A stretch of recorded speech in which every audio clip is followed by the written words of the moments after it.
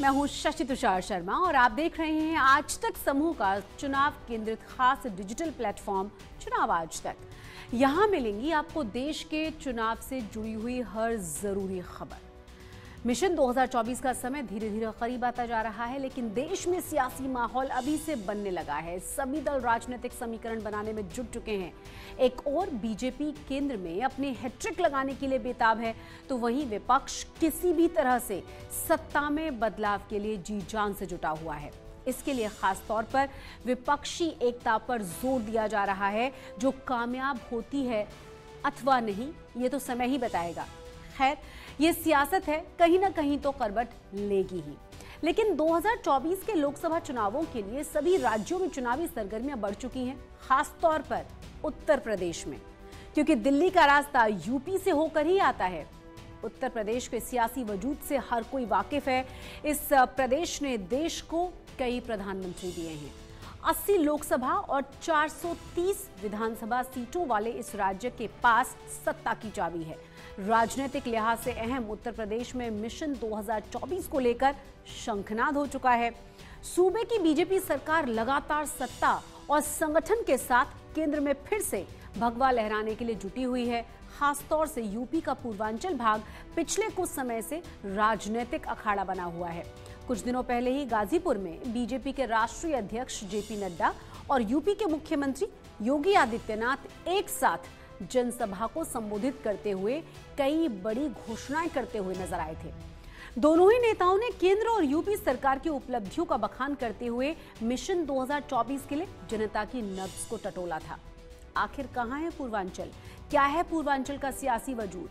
क्यों यूपी की राजनीति में बहुत ही ज्यादा अहम है पूर्वांचल? क्या है पूर्वांचल का चुनावी गणित?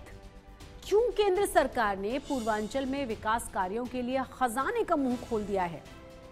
किस तरह देश की राजनीति को प्रभावित करता है पूर्वांचल? ऐसे कई सवाल हैं जिनके बारे में जानना बहुत जरूरी है। आइए हम आपको पूर्वांचल के बारे में, वहां की राजनीति के बारे में विस्तार से बताते हैं।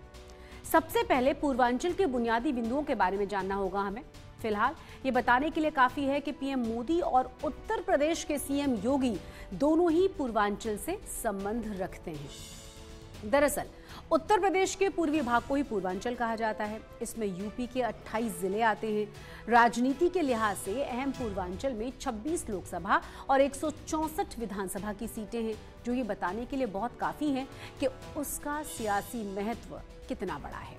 खास बात यह भी है कि पूर्वांचल की राजनीति न केवल दिल्ली, उत्तर प्रदेश बल्कि बिहार के 8 जिलों को भी प्रभावित करती है। 2019 के बीजेपी गठबंधन को 19 और समाजवादी पार्टी गठबंधन को 7 सीटें मिली थी, जबकि 2014 में बीजेपी को 23 सीटें मिली थी। 2014 में समाजवादी पार्टी और बहुजन समाज पार्टी अलग अलग लड़े थे, जबकि 2019 में दोनों का गठबंधन था। हालांकि इस गठबंधन से बीएसपी को ज्यादा लाभ मिला था। उसके 6 सांसद चुने गए थे, जबकि समाजवादी पार्टी को एक ही सीट पर विजय मिल पाई थी। इससे पहले 2014 के चुनावों में बीएसपी का एक भी सांसद नहीं आ पाया था। वहीं 2017 के यूपी विधानसभा चुनावों की हम बात करें तो बीजेपी ने 115 सीटें जीती थी, जबकि 2022 में चुनाव में 74 सीटें बीजेपी के खाते में आई थी। राजनीति के गढ़ पूर्वांचल में परचम लहराने के बाद दिल्ली का रास्ता आसान हो सकता है। खासतौर पर बीजेपी पूर्वांचल में अपना सिक्का जमाने के लिए एड़ी चोटी का जोर लगा रही है। दरअसल पूर्वांचल को उस समय बड़ी पहचान मिल गई जब 2014 में पीएम मोदी ने बनारस से लोकसभा चुनाव लड़ा। प्रधानमंत्री मोदी यहां से 2 बार जीते हैं।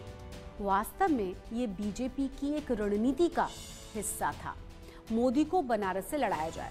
उस समय मोदी हिंदुत्व के बड़े नेताओं में शुमार थे। ऐसे में मोदी के बहाने पूरे पूर्वांचल को साधने के लिए सियासी जमीन तैयार की गई थी और बीजेपी इसमें कामयाब भी हो गई। 2014 और 2019 के लोकसभा चुनावों में बीजेपी की जीत ये बताती है कि पूर्वांचल में उनका जो प्रयोग था वो सफल रहा। यहाँ बीजेपी ने सहयोगी दलों के साथ मिलकर विपक्ष को मात दी। पूर्वांचल के राजनीतिक महत्व को देखते हुए बीजेपी का केंद्रीय और प्रदेश नेतृत्व लगातार यहाँ विकास के कार्यों को तवज्जो दे रहा है। सियासी बिसात बिछाकर पीएम मोदी पूर्वांचल को कई बड़ी सौगातें दे चुके हैं।